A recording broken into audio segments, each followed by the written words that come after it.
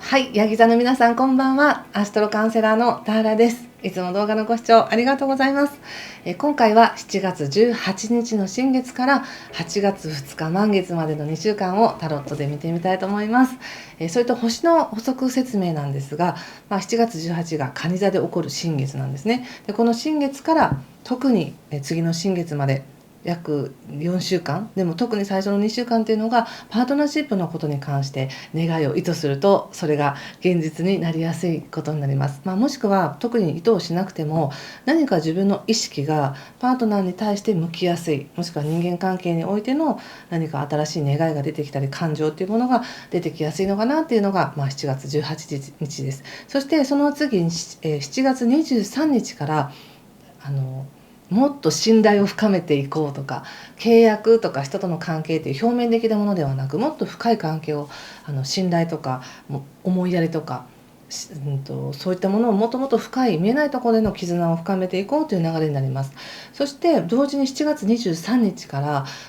愛情とかお金とか価値を司る金星が逆行するんですね。これは9月の4日までになります。で特にこの金星の逆行って本当に後退してるわけじゃないんですけれども、地球から見ると後ろに下がっているように見えるということで、そこから何か誤解が生まれやすいとか勘違いが起きやすいって言われてるんですね。でヤギ座の皆さんにとってはここが要するに信頼とか見えないもの、見えないつながりをもっと深めていきたいっていうところで起こるので、起こりやすい出来事として言うと、相手の愛情を疑いやすくなるとか、自分って愛されてないとかって思ったり、信用されてないって思ったりしやすいので、この時期あまりネガティブにならないように気をつけてください。勘違いっていうことなんでね、それも全部確認し合いながら進んでいくと特に誤解はないです。もう一つお金のことっていうのは、特に大きなお金を動かす時はちょっと注意してください。はい、ということでそれを踏まえてタロットを見させていただきます。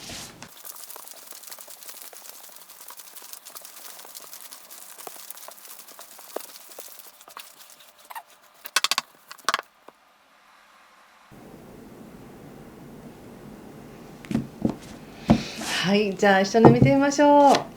ソードエース、カップ、ページ、カップに、ソードナイト逆、そしてエンペラーの逆、ペンタクス9逆、フール逆、気をつけることや対策はカップナイトとペンタクスの3の逆と、オラクルはマジシャンです。スタート。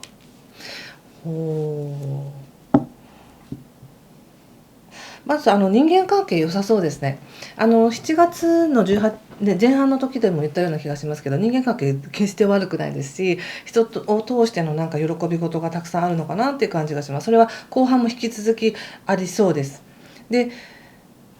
そしてなんか新しい契約だったり新しい人との関係性っていうのがより一層自分に拍車をかけて、じゃあ頑張ろうってなったりとか、じゃあ一緒にやってみようみたいな、何かそういう新しいところに切り開いていくための情報とか勇気とかタイミングっていうものが与えられているのかなって感じがしますね。で変な話なんですけど、それには例えばお金がかかるとかもっと知恵があればとか頭があればとか技術があればとかいろいろ思うかもしれないんですけど、一番必要なのは愛嬌って言われてます。愛嬌、この時期は、ヤギ座の皆さんは真面目さとかっていうよりももうちょっと愛らしくいましょうみたいな感じかな。それがすごくキーワードな感じがします。でそのままの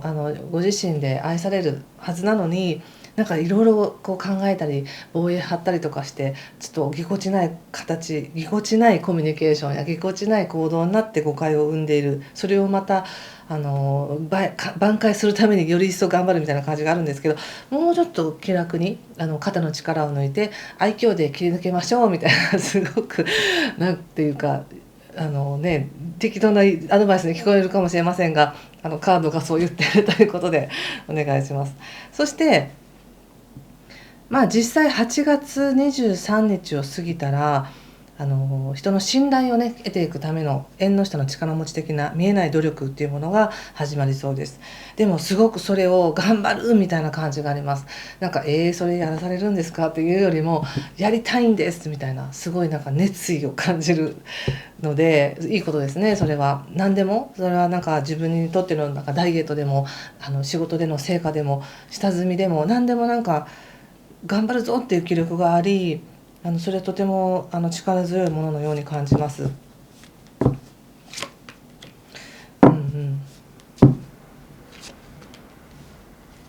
でその意気込みはとってもいいんですけれども、やはりその目指すところをあまり高いポジションにしないでくださいねって感じですかね。こうやる気があるしなんか努力する覚悟もあるからじゃあ頑張るって掲げるその目標がちょっとあまりにも高すぎるとちょっとしんどくなるじゃないですか。なので今掲げてるものの6割ぐらいがいいかなって感じがしますね。ちょっとあまり無理して抱え込みすぎないでねっていうメッセージカードと、あとさっきも言ったもう少し気楽にとか愛嬌でとか優しさでとか本来の自分らしさで大丈夫だよっていうカードも出ているのででそれとなんか自分が頑張ったからこうとかああしたからこうではなくもう必然的にそのタイミングは開かれますからっていうふうに言われているので、もしかしたらこれは何かの成果を上げたとかそういうことではなく自分への気づきが、8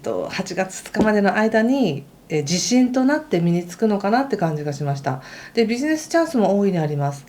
ペンタクルスの9のカードが出ているのでこれはやっぱりこうステータスが上がるとか仕事のチャンスがあるんだけれどもまだ確定ではないっていう意味での逆位置ですね。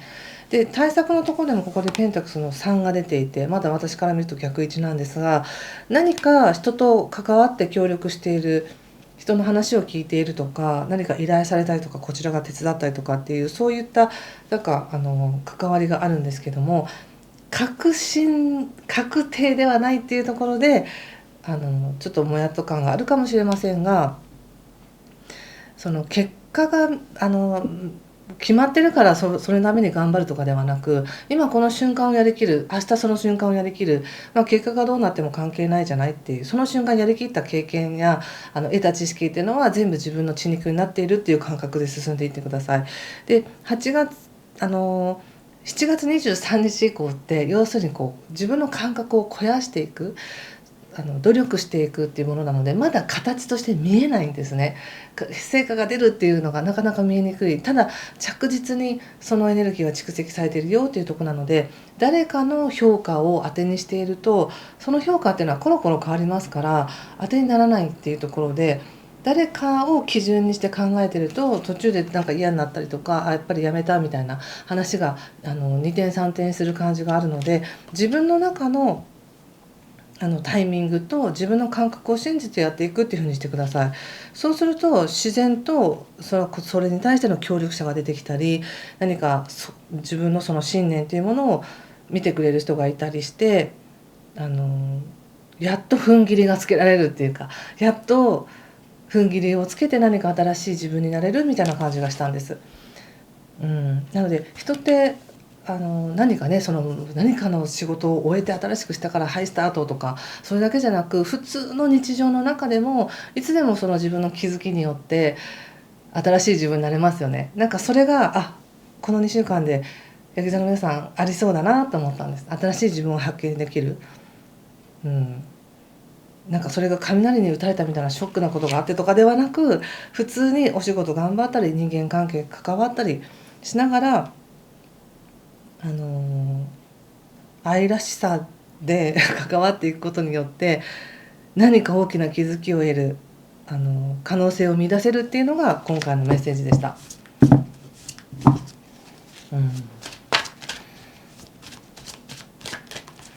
マジちゃんちょっと見てみますね。